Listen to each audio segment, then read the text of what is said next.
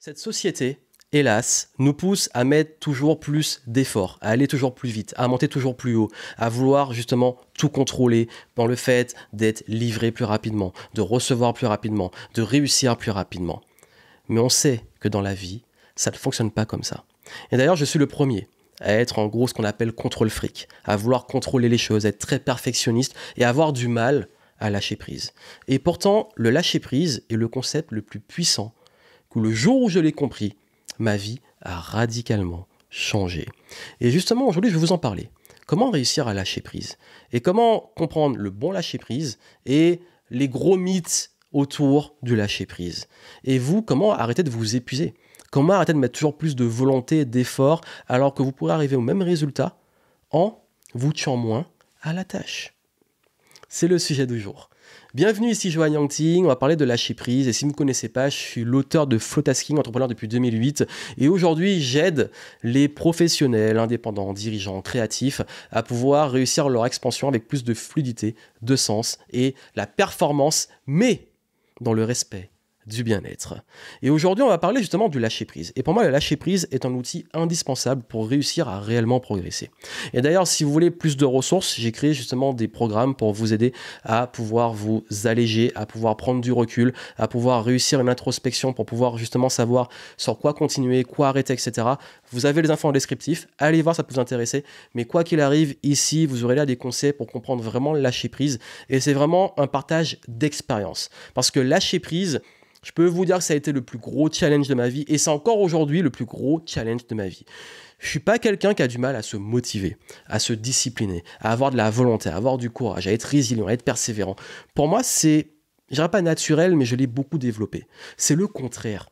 C'est en faire moins. C'est lâcher prise sur le contrôle. C'est être patient. Parce que je suis un gros impatient. Moi, j'aime que les choses aillent vite, soient efficaces. Mais j'ai dû apprendre le lâcher prise. J'ai dû apprendre, quand j'ai un souci de santé, qu'il fallait ralentir. J'ai dû apprendre que parfois, on a un super plan, mais qui ne va pas se dérouler du tout comme prévu. J'ai dû apprendre aussi à ce que, même quand je délègue, quand je fais confiance, ça n'aille pas aussi vite ou ça se fasse aussi efficacement que je le veuille. J'ai dû apprendre la patience, parce que la vie, elle sait nous enseigner ce qu'on doit apprendre. Elle sait nous confronter aux bonnes leçons qu'on doit intégrer.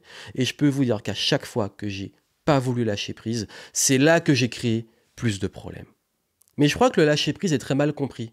On le voit souvent comme j'abandonne tout, je ne fais rien, je délègue toutes les responsabilités à Dieu, à l'univers, à la vie, à peu importe, aux autres. Je délègue toutes les responsabilités, je ne fais plus rien et ça va se faire.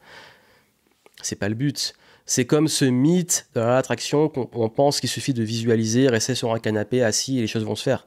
Ça marche pas comme ça. D'ailleurs, allez voir ma vidéo sur l'attraction. Si ça vous intéresse ce sujet, je vous le mets en descriptif et vous l'aurez sûrement à la fin ou sur le petit. Si on y pense, si on oublie, dites-le nous, mais je vous mettrai en descriptif avec l'équipe si on y pense. Mais en tout cas, moi, ce truc de « ok, je ne fais plus rien », c'est pas ça le lâcher prise. Parce que si je ne fais plus rien, bah oui, c'est une forme, oui, je lâche prise, ça peut marcher dans certains cas, mais c'est pas ça, c'est pas tout ou rien. C'est pas non plus le fait de juste se dire je lâche prise volontairement. Le fait de mettre une intention de lâcher prise, c'est déjà une forme de contrôle. Et oui, c'est subtil et c'est un vrai paradoxe. Vouloir lâcher prise n'est pas un lâcher prise parce que c'est du contrôle. Si je dis je lâche prise, je suis déjà dans le contrôle de l'acte de lâcher prise. Est-ce que vous comprenez ? J'ai eu du mal à comprendre ça, mais je l'ai expérimenté. En fait, on l'expérimente plus qu'on le comprend. Non, en réalité, le lâcher-prise, c'est un état, c'est une posture. C'est qu'est-ce que je contrôle, qu'est-ce que je contrôle pas. C'est vraiment une posture. C'est un état d'esprit, en fait. C'est une posture d'arrêter que la vie, les projets, les plans, les ambitions, les relations se passent comme je veux. C'est arrêter de penser, avoir l'humilité, arrêter de penser qu'on contrôle tout. Et oui, c'est ça le lâcher prise. C'est je ne contrôle pas tout. Je ne contrôle pas les autres. Je ne contrôle pas la météo. Je ne contrôle même pas les résultats de tous les efforts que j'ai mis. Et ça, c'est dur à accepter. Parce qu'on pense qu'on peut tout contrôler. On pense qu'on peut contrôler le jugement des autres, qu'on peut contrôler leurs actes, leurs comportements. J'étais le premier à me frustrer, à me dire ça manque de civisme, les autres ils comprennent pas, ou parfois ils sont trop bêtes. Oui, je le dis, parfois je trouve les gens bêtes. Mais je peux pas le contrôler, ça. C'est juste moi qui me rend malheureux. C'est juste moi qui se focalise sur l'extérieur et ce que je contrôle pas. De même que on veut contrôler aussi quand on a un plan, une stratégie, que ça se passe comme on veut. Moi, combien de fois ça m'est arrivé d'avoir un super plan et le truc il est balayé. Combien de fois ça m'est arrivé d'être bien préparé, même pour une conférence avec mes slides et tout, la salle, le micro, tout parfait. Et puis là, bah, ça part en vrille. Au niveau technique, un imprévu, quelqu'un qui arrive en retard ou qui rentre. Mais justement, c'est ça la vie. C'est que le plan sert de préparation, mais après, il va falloir accepter et lâcher prise sur le fait qu'il va falloir s'adapter, être agile, changer de plan, pivoter, peu importe. Parce que tout est en mouvement. Et quand on pense en termes de contrôle, on pense que tout est linéaire. On pense que c'est comme ça et on veut ne plus avoir de problème dans la vie. On veut que tout se passe comme on veut. Mais c'est pas comme ça. Et c'est justement le rapport entre les attentes et ce qui se passe réellement et les cycles de la vie qui crée la frustration et qui crée justement le besoin encore plus d'apprendre à lâcher prise. Je donne souvent l'exemple des saisons. Vous savez, on a l'automne, au moment où j'enregistre, on est en automne, les feuilles elles tombent, les choses se ralentissent, il commence à faire plus froid, en tout cas dans les climats tempérés, et on sait que justement c'est une saison où il y a un ralentissement et une perte. Mais on sait que ça va revenir au printemps, que les feuilles vont repousser, les oiseaux vont revenir, que les choses vont se remettre en mouvement, la créativité revient aussi. Donc on est soumis même à des cycles qui nous dépassent. Si je me dis, moi aujourd'hui, non, je veux rester en été, je veux qu'il fasse chaud tout le temps, soit il faut que j'aille plus là d'où je viens, c'est-à-dire en Martinique, et encore, ça change le climat aujourd'hui, mais que je rentre chez moi justement sur une autre forme de climat où il fait chaud quasi toute l'année, plutôt que de me plaindre. Ou alors, j'accepte que là où je suis à l'instant T, c'est comme ça. Et je ne contrôle pas la météo, je ne contrôle pas le climat, je ne contrôle pas les saisons. Donc le lâcher-prise, c'est aussi ça. S'il y a des choses qui nous dépassent et qu'on ne contrôle pas, et vouloir les contrôler, c'est de l'épuisement, et vouloir être frustré par rapport à des choses qui nous dépassent, par rapport à des cycles, c'est aussi une forme de frustration. Et pour le coup, on s'épuise pour rien. Il y a des constantes. Et si vous refusez la patience, le fait que les bonnes choses prennent du temps, que quand vous plantez une graine, ça va prendre du temps. Quand vous semez, ça prend du temps pour récolter. Quand vous êtes frustré par rapport également à l'une des lois de la nature qui sont les cycles, qu'il y a des hauts, qu'il y a des bas, qu'après les hauts, il y a des bas, que le fait que pour qu'une roue soit en mouvement, qu'un véhicule soit en mouvement, la roue elle tourne, donc il y a un mouvement de haut, de bas, l'inconnu. Parce que oui, on ne sait pas quel va être le futur. On essaie de prédire le futur, on essaie de le créer, on le crée au mieux, mais il y a des choses qu'on ne contrôle pas. Donc l'inconnu, l'incertitude fait aussi partie de la vie. Qui sommes-nous pour croire qu'on est certain de l'avenir et qu'on contrôle tout ? Et c'est justement ça le lâcher prise. C'est se dire, ok, moi, je peux contrôler mon niveau de confiance, mon niveau de réponse, mon état. J'ai des émotions qui me traversent, mais je peux décider de comment j'y réponds. Je peux décider de comment je m'adapte. Je peux décider de quel endroit je vais être. Si ça ne me correspond plus, je bouge. Je peux décider à quoi je donne mon énergie, à quoi je donne pas mon énergie. Et c'est ça justement la bonne posture du lâcher-prise. C'est qu'est-ce qui est en mon contrôle ? Je contrôle mes pensées et encore. Je ne contrôle pas vraiment mes pensées. Je contrôle ma réponse face aux pensées. Je contrôle mon attitude. Je peux contrôler là où je mets mon attention, dans une certaine limite. Et c'est là que c'est subtil. C'est arriver à comprendre justement qu'il y a des choses sur lesquelles on peut arrêter de culpabiliser ou de se fatiguer. De même que tout problème ne mérite pas forcément une réponse, ne mérite pas une réaction, ou ne mérite pas qu'on s'agite pour le résoudre. Et d'ailleurs, c'est une des erreurs que je fais pendant des années, c'est qu'à chaque fois, dans l'entrepreneuriat, dans la vie, dès qu'il y a un truc qui arrivait, je voulais tellement contrôler que je me mettais à m'agiter, à faire plus, alors qu'il y a juste des moments où, au contraire, il n'y a rien à faire. Il y a des fois, il faut faire, il y a des fois, il n'y a rien à faire. Mais c'est vraiment comme la navigation. Je viens de Martinique et depuis tout petit, l'une des disciplines que j'ai le plus pratiquée, c'est la voile. J'ai fait de l'optimiste, j'ai fait du laser, de l'équipe, j'ai fait du hobbycat, j'ai fait de la planche à voile. Et s'il y a bien une chose que j'ai apprise, c'est qu'on ne peut pas contrôler les éléments qui nous dépassent. Le vent, la mer, la houle, les vagues, tout ce qu'on veut. Par contre, on peut décider, quelle que soit la direction du vent, comment on va ajuster les voiles, le gouvernail.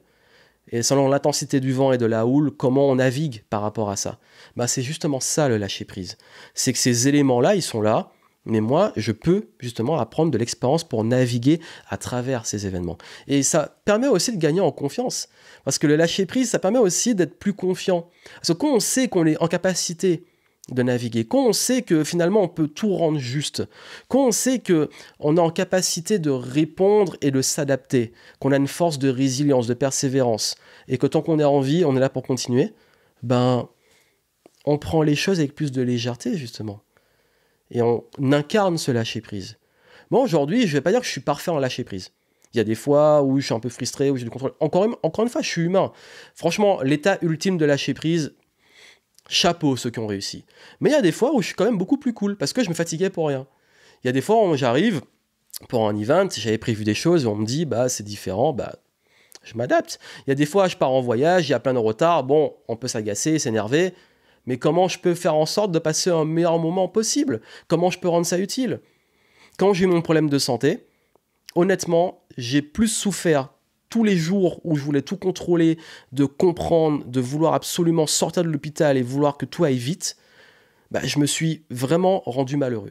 Le moment où j'ai lâché prise, j'ai dit de toute façon, je sais pas combien de temps je vais être là, autant en faire un bon moment.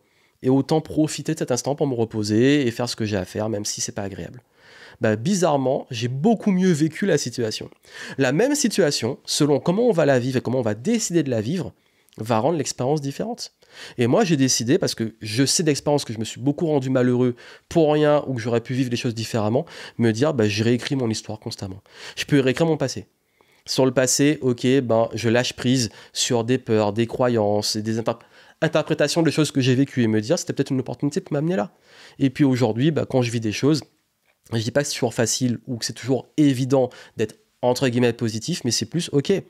Maintenant, comment je peux lâcher prise, je contrôle pas, et comment j'en fais un moment utile pour la suite, ou au pire, comment je passe un bon moment. Il y a des retards, il y a des problèmes, bon, ok, bah, c'est peut-être le moment de lire, de ralentir, etc. Pas toujours s'agiter plus, parfois c'est aussi une occasion vraiment, comme je l'ai dit, de ralentir. Et il y a un point sur lequel j'ai vraiment beaucoup lâché prise, c'est le fait de toujours tout comprendre. J'ai un intellect qui aime comprendre les choses, et il y a des fois, en fait, juste, il n'y a pas à comprendre. Comme pour les problèmes, il n'y a pas à forcément s'agiter pour les résoudre, et tout ne mérite pas une réaction, comme il n'y a pas tout qu'on peut comprendre. Et garder une part de mystère, être ouvert à de l'inconnu, c'est ok. Et ça, j'ai dû l'apprendre. C'est le plus dur, hein, pas tout comprendre. Mais j'ai appris, et ce que je peux comprendre, je le comprends, ce que je peux pas comprendre, c'est ok. Et c'est ça, en fait, le lâcher-prise. Donc, je sais que c'est un sujet extrêmement philosophique, voire même spirituel, mais la conclusion derrière, et ce que je veux vous dire, c'est d'arrêter de se fatiguer pour rien. Qu'est-ce qui mérite et ne mérite pas votre énergie? Qu'est-ce qui mérite et ne mérite pas vos efforts, votre réponse et tout ça? C'est vraiment ça le lâcher-prise. Parce que ce qui ne mérite pas, c'est avant tout ce que vous ne contrôlez pas et qui vous dépasse. Ce qui ne mérite pas, c'est d'avoir des attentes aussi. Trop d'attentes sur les résultats, sur ce qui va se passer, sur le plan, etc. Être beaucoup plus dans « Ok, je fais ce qu'il y a à faire, je focalise sur ce que je contrôle, le reste me dépasse, ne m'appartient pas. » Et ça permet justement d'avoir une posture beaucoup plus fluide et surtout, quitte à avoir une progression ou une évolution ou une avancée ou peu importe, autant le rendre le moins pénible possible parce que justement, trop vouloir contrôler, trop être impatient rend la même situation, la même expérience beaucoup plus pénible que si on apprend à lâcher prise. Et c'était ça mon message, de la part de quelqu'un qui justement a dû apprendre et apprend encore à lâcher prise, parce que justement, l'impatience et le fait de vouloir tout contrôler est la meilleure façon de s'épuiser. Et je crois que c'est ça, c'est lâcher prise sur les attentes que tout se passe comme on veut, comme on a prévu, et comme on voudrait que ça se passe, que la vie soit comme on voudrait qu'elle soit. Et c'est ça le vrai lâcher prise suprême. C'est comme l'archer. Je peux avoir ma cible, prendre ma flèche, tendre mon arc, et surtout décider de le lâcher, en prenant en compte le vent, l'environnement, la distance. Mais après, ce qui va se passer, une fois que j'ai lâché, ça ne m'appartient plus. Mais après, avec cette expérience, je peux ajuster, m'améliorer, et recommencer, réessayer. Donc, quelle que soit la situation où vous êtes aujourd'hui, sachez vraiment qu'est-ce qui mérite votre énergie et qu'est-ce qui ne le mérite pas. D'un point de vue relationnel, projet, engagement, action, etc. C'était mon message, c'était un petit peu, je sais, freestyle, philosophique et tout, mais c'est aussi ça. Hein. Ici, moi, il y a des fois où j'ai envie de me lâcher comme ça, il y aurait tellement encore à dire dessus, je pourrais parler pendant des heures dessus, mais j'espère que ça pourra vous aider à avoir des perspectives un peu différentes. Dites-moi justement, vous, sur quoi vous n'arrivez pas à lâcher prise et sur quoi vous aimeriez lâcher prise, dites-le moi, et je serais curieux d'avoir les échanges dessus, parce que honnêtement, et je suis très transparent avec vous, autant je me suis beaucoup amélioré dessus, mais autant c'est vraiment pour moi le truc le plus challenging de ma vie. Et je suis très heureux de partager l'évolution avec vous par rapport à cet apprentissage de lâcher prise, parce qu'on est tous apprentis finalement. Et c'est la posture que j'ai envie d'avoir aujourd'hui. Je sais pas, leçon de morale, donneur de leçons comme on dit, mais c'est plus un partage d'expériences, d'idées, de philosophie, prenez-le comme vous voulez. Mais en tout cas, j'aimerais avoir vos retours. Et comme j'ai dit, hein, si vous voulez justement vous recentrer sur l'essentiel, vous poser à plat, vous libérer la charge mentale et tout, je vous mets des ressources. Vous avez ma nouvelle méthode Light pour vous aider que je viens de sortir au moment où j'enregistre, et ça pourra vous aider un petit peu justement à savoir vous recentrer sur les bons efforts, les bonnes choses, et pouvoir vraiment avancer sur ce qui compte pour vous, parce que c'est le but, d'être heureux et de continuer à avancer sur ce qui compte et de semer ce qui nous tient à cœur. Je vous souhaite plein de succès et je vous dis à très bientôt.